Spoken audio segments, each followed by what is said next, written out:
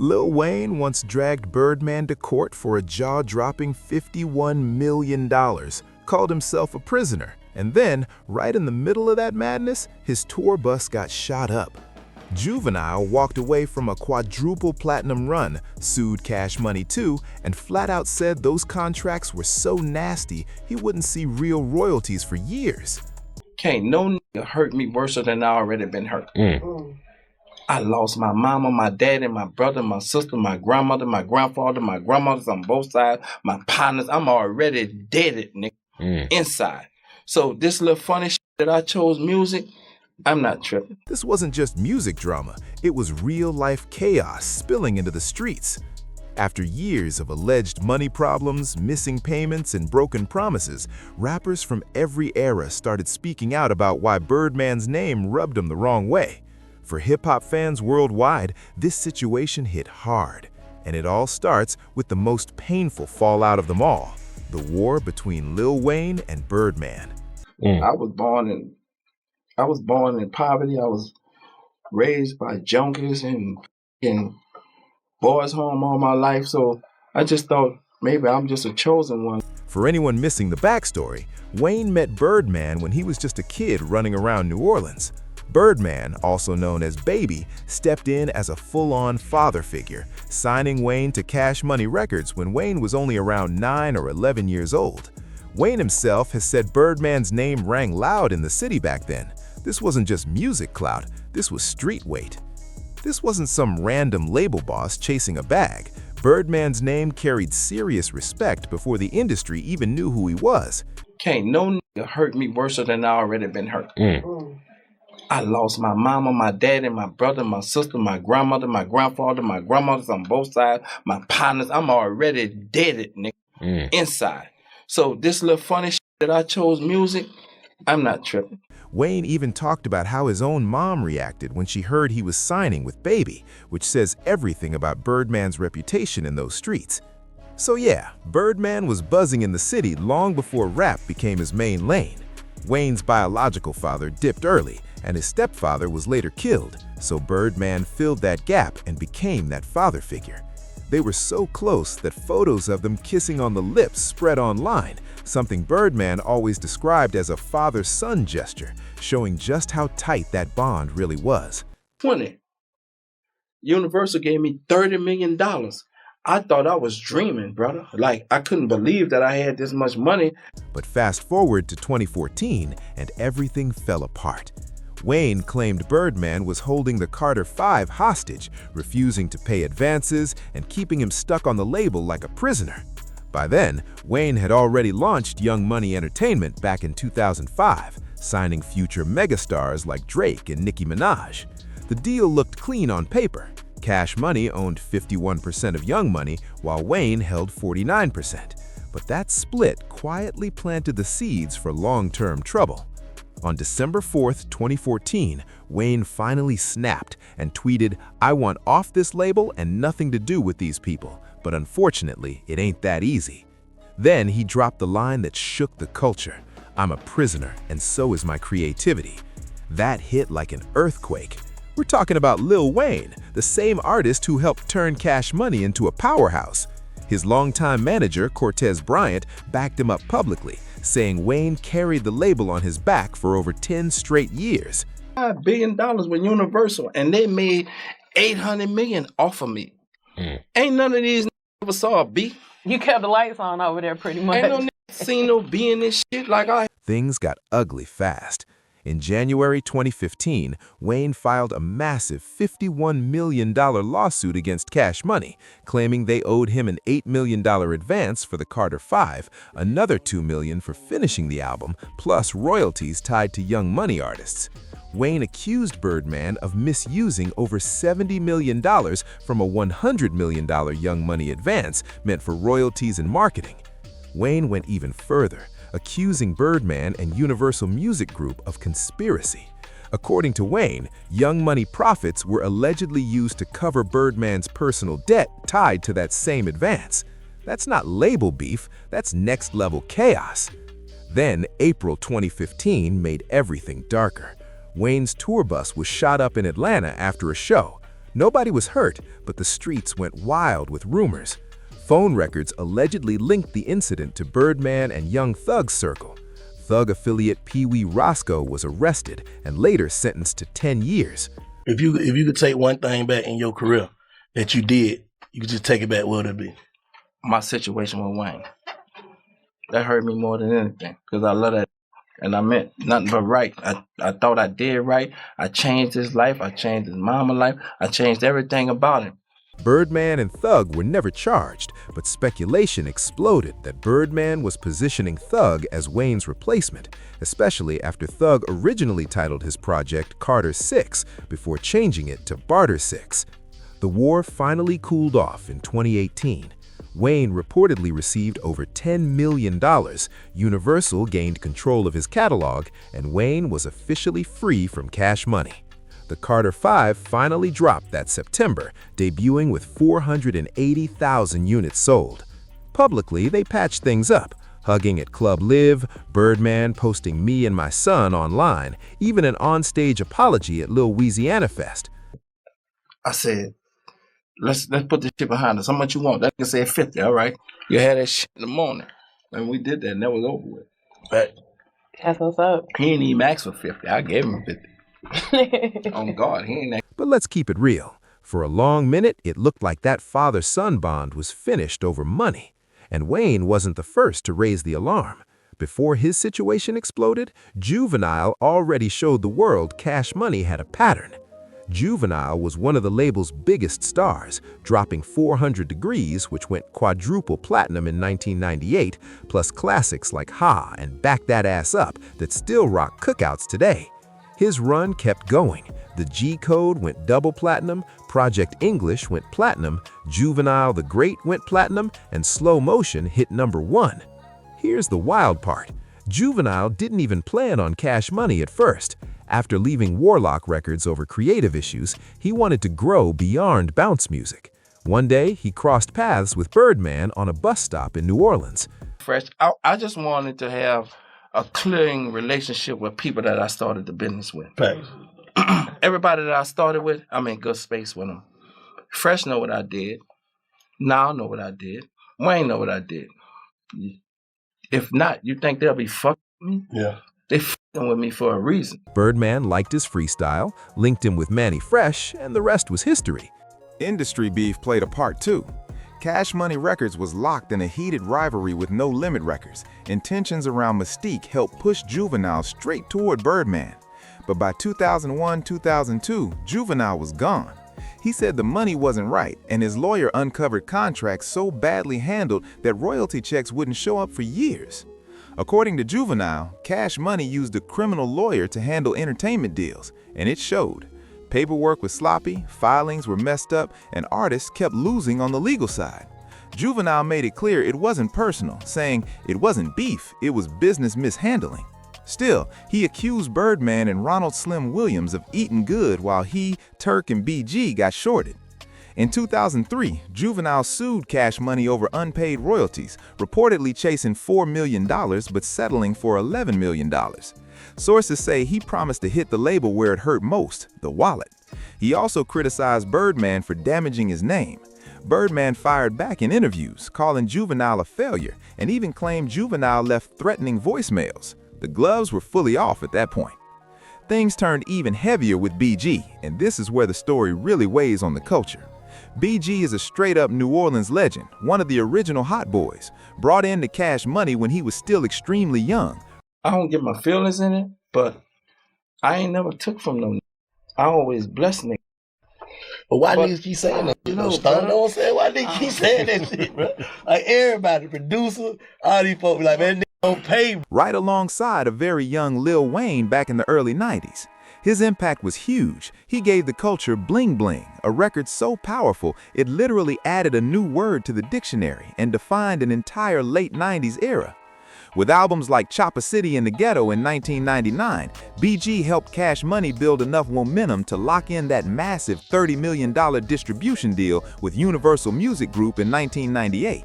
But just like the others, BG walked away in the early 2000s, claiming he never got paid for contributions to nearly 80 records. That's not a small complaint. That's legacy-level work being brushed aside. Then there's BG, another original hot boy, discovered by Birdman at a very young age and folded into the label early. Bro, I swear to God, I ain't know nothing about this publishing shit. I didn't know.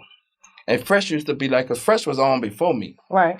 And he was like, Stunner, bro, we got publishing money, bro. We supposed to be getting royalties. The group's debut, Get It How You Live, in 1997 sold over 400,000 copies, and Guerrilla Warfare in 1999 went crazy, topping the Billboard R&B and hip-hop chart and cracking the top 5 on the Billboard 200. Still, by 2003, Turk left alongside BG and Juvenile, all over unpaid royalties. Turk claimed he received zero compensation for roughly 80 records he helped create. Life took a hard turn after a 2004 arrest tied to a drug raid, and he spent nearly a decade locked up, serving close to 9 years before his release in 2012. Here's where feelings really got hurt. When Turk came home, Birdman didn't even acknowledge it. Meanwhile, BG allegedly returned to a Cash Money chain and Serious Money. That silence spoke loud. In 2015, Turk sued Cash Money again, seeking rights to his music and damages topping $1 million, saying the contracts were invalid due to sloppy accounting. The case settled out of court for around $1.3 million, which Turk later described as severance money without publishing rights. He briefly re-signed in 2016, but nothing ever moved forward. I always looked at Wayne as my son, and I always looked at it like, because I was in the streets, and I thought this might be the last time they ever see me. Damn. Because I was living like that. Right. So I was like, that's what that shit really started from. Fast forward, and the Hot Boys reunion turned into straight chaos. Turk was expected to be part of the 2025 30th anniversary tour, but everything went left when he refused a pay cut. Then at the Cash Money vs. No Limit Versus style battle in October 2025, Birdman publicly disrespected Turk on stage, saying, "We go with you when we want to." Turk wasn't even invited and watched from home while hosting his own watch party. Turk clapped back at BG too, calling him disloyal and clowning his outfit from the battle. Lawsuits started flying, Turk sued promoters for $300,000, and they fired back with a $12 million countersuit, claiming he sabotaged the tour. This situation is far from finished. Now let's talk about the real architect, Mannie Fresh. If Cash Money had a sound, Mannie built it brick by brick. Every major hit, Back That Ass Up, Still Fly, Go DJ, Bling Bling, all Mannie Fresh production. He joined the label in the early 90s and crafted that bounce-heavy sound that shook the entire South. Mannie wasn't just behind the boards, he was half of the big timers with Birdman, dropping the platinum album Hood Rich in 2002. At first, he praised the label for teaching independence, but by 2005, he walked away over money disputes and creative limits. He wanted freedom and fair pay. Mannie said he was making $50,000 a beat, but the numbers didn't line up with the label's flashy lifestyle, and that raised some serious questions. I just was like, my daughter was kept like, "Daddy, why you keep f***ing with you like that?" She don't say fucking, but why he keep... I had no idea because I don't listen to the Breakfast Club. I don't listen to the radio, period. You think they were just doing their job or just f***ing with you? Nah, I think he went a little too far with me. I just went there with one intention, just to say, brother, stop playing with me. You don't know me. And now watch how you do with other niggas. Give me the same respect. Mannie always kept it honest about what he called homeboy business. When friends and family run serious roles without experience, things fall apart fast. He said your friend can't be your manager or your lawyer, and if a company doesn't want you properly protected, maybe that's not the company you should be rocking with. Birdman didn't take Mannie's exit lightly either. In a 2006 interview, Birdman reportedly questioned Mannie's loyalty and framed the split like betrayal. Mannie sued Cash Money and settled later that year for an undisclosed amount. He kept some of his masters, but even by 2010, he was still chasing royalties and called the whole situation a painful lesson about trusting people with money. After leaving, Mannie linked up with Def Jam South and started producing for Jeezy, including Thug Motivation 101, which he later called a major turning point after a dark stretch of uncertainty. That move helped him reset and remind everyone just how important his sound really was. Now let's get into one of the spiciest situations, Gillie the Kid. Gillie has claimed for years that he ghost wrote for Lil Wayne early on, saying he helped sharpen Wayne's flow and contributed to the Carter-era material. According to Gilly, that work went uncredited and the business behind it was even uglier. Birdman and Wayne have denied those claims every single time. Gilly was signed briefly to Cash Money in the early 2000s, but left around 2003 over money issues. He says he was promised a $200,000 signing bonus, but instead got trapped in unfair publishing deals and messy paperwork. Birdman has stayed firm on his side, saying in 2023, "I ain't never made a dollar off Gilly, and he for sure ain't never wrote one rhyme for my son Wayne." The tension simmered for years through diss records and street DVDs. In 2006, Wayne took a shot at Gilly on Problem Solver from Dedication 2, and Gilly fired back hard on Cheddar DVD Volume 6. Gilly threw out wild accusations, saying he loaned Wayne jewelry for videos, advised him on business, and exposed what he called fake behavior inside the Cash Money camp. Then, in 2023, things blew back up when Birdman jumped on Clubhouse with Whack 100 and said he lost all respect for Gilly. Birdman brought up an old story, claiming Gilly got slapped by Beanie Siegel in a Philadelphia store and didn't respond, framing it as Gilly backing down. Gilly clapped back in a video, questioning why Birdman waited decades to say anything. He said it took you 25 years to get some heart, and even claims he's making more money now than Birdman. Gilly dismissed the Beanie Siegel story completely, calling it fake. But here's the twist. Despite all that smoke, Gilly still says he respects Birdman's hustle. At 48, Gilly says he's focused on family and legacy, not old grudges, making it clear the beef is more about past wounds than active warfare. Now let's talk about a feud that's been boiling for over 20 years, Pusha T versus Birdman and the entire Cash Money camp. This one started back in 2002 when Birdman allegedly didn't properly pay the Neptunes for their work on What Happened to That Boy, which featured clips. Pharrell reportedly refused to work with Cash Money after that situation, and since Pusha T was tight with Pharrell through the Star Trek family, he took it personal. That moment planted the seeds for years of tension. Things got even messier when Wayne started wearing Bape, a style closely tied to Clips and Pharrell's lane, turning fashion into another layer of disrespect. By 2006, the tension was loud and public. Wayne landed the Vibe magazine cover, Bape was everywhere, and Clips dropped Mr. Me Too with Pharrell throwing slick shots like "Wanna know the time, better clock us," lines most fans took as a direct jab at Wayne biting the whole style, shoes, watches, everything. Wayne didn't duck it at all. In a December 2006 Complex interview, he brushed Clips off completely, saying he didn't even see them as competition. He claimed they had to link up with Cash Money just to get hot, and even downplayed Pharrell's influence, questioning why people hyped him up so much back then. The beef went nuclear in 2012 when Pusha T dropped Exodus 23:1, breaking down Cash Money's layered contract setup and calling out what he saw as shady business moves. That record landed right in the middle of growing tension inside Young Money, while Wayne was already fighting over the Carter 5 behind the scenes. Birdman responded later in an XXL interview, calling the situation not cool, but playing neutral, avoiding direct shots at Pusha. That same era opened the door for another major fallout, Tyga. By 2015, Tyga openly said he wanted out of Cash Money and dropped the Gold album independently through his own King's Records imprint. 2 years later, during an interview on The Breakfast Club, Tyga claimed Cash Money owed him between $12 and $15 million in unpaid royalties, including money from Rack City and other hits. Tyga said he held off on suing out of respect for Wayne, explaining, "I just want Wayne to get what's his side first." But by August 2018, the gloves went off. Tyga officially sued Birdman, Lil Wayne, Cash Money, and Young Money for breach of contract. At first, reports said the suit was for $1 million, but later documents showed claims ballooning to nearly $10 million. Tyga pointed to unpaid royalties from Careless World, Hotel California, and singles like Faded and Make It Nasty. Then Birdman flipped the whole story. He fired back saying Tyga actually owed Cash Money money due to unrecouped advances.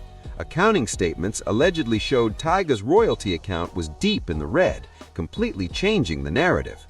In April 2019, Tyga voluntarily dropped the lawsuit with no settlement. Sources said negotiations collapsed, and Birdman's claims about advances played a big role. The case closed without prejudice, and things stayed quiet until 2022, when Birdman once again pushed back on Tyga's $12 million claim in interviews. And finally, we get to the most recent chapter, NBA YoungBoy. Around 2018, Birdman took the Baton Rouge rapper under his wing, calling him the biggest rapper alive and even a future billionaire, drawing heavy comparisons to Lil Wayne. They released a joint project, From the Bayou, in 2021, blending Louisiana roots and street energy, but subtle warning signs popped up earlier. On Wayne's 2020 track with multiple flows, Lil Wayne quietly warned YoungBoy to watch out for older figures, a line many fans felt was aimed at Birdman's history. Things boiled over in June 2024 when YoungBoy dropped Tears of War, a track he described as his last recording before a police raid on his home. The lyrics hit close to the chest, claiming betrayal and referencing past warnings he wished he had listened to. XXL reported that YoungBoy felt Birdman never truly had his back, despite all the public praise. Fan reactions were split. Some called it fire. Others said it wasn't a full diss, just a few sharp shots mixed into a regular YoungBoy record. But here's the twist. By mid-2025, everything flipped again. In August, YoungBoy and Birdman reunited in New Orleans, tossing money to residents, with YoungBoy rocking a bulletproof vest and Birdman right beside him, signaling peace. By September, Birdman joined YoungBoy on the Make America Slime Again tour, saying, "I'm not about to let my little brother mess his money up." The tour went crazy, pulling in over $70 million. In October, they performed 100 Rounds live for the first time and dropped another joint track during the Cash Money vs. No Limit battle, with Birdman shouting YoungBoy out on stage, saying, "As long as I'm alive." If you're rocking with these deep dives and want more untold hip-hop history like this, make sure to like, subscribe, and tap that notification bell so you don't miss what's coming next.